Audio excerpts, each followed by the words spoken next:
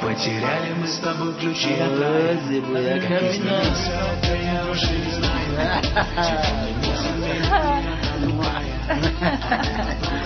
این چی خوب بزن؟ اگه حساب استم وقت استولدن شده اصلا اگه خوکس برای ما مایده شده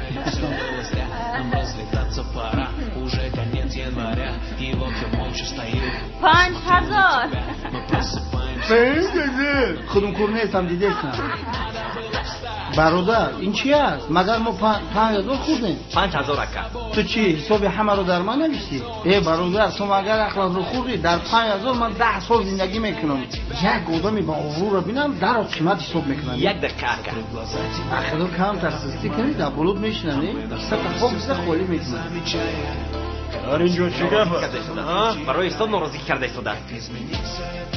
من با اجازه شما یک گوجر خانه رفتیم چون اینجا بیا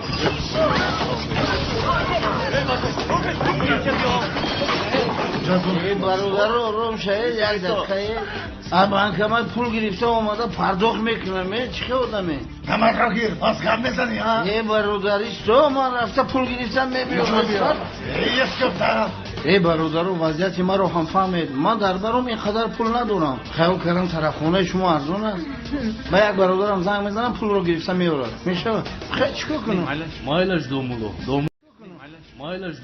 دومولوی مسجد رو باور نکنیم کی رو باور میکنیم تشکر سلامت باش دومولو ما رو ببخشیدم مانند شما یک دومولوی محترم با این خوتیک چی علاقه دارید نفهمیدم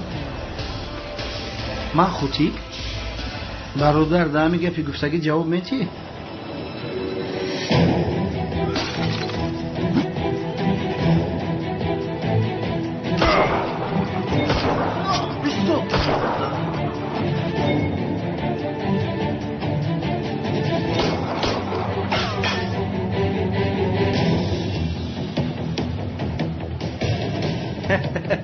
دیده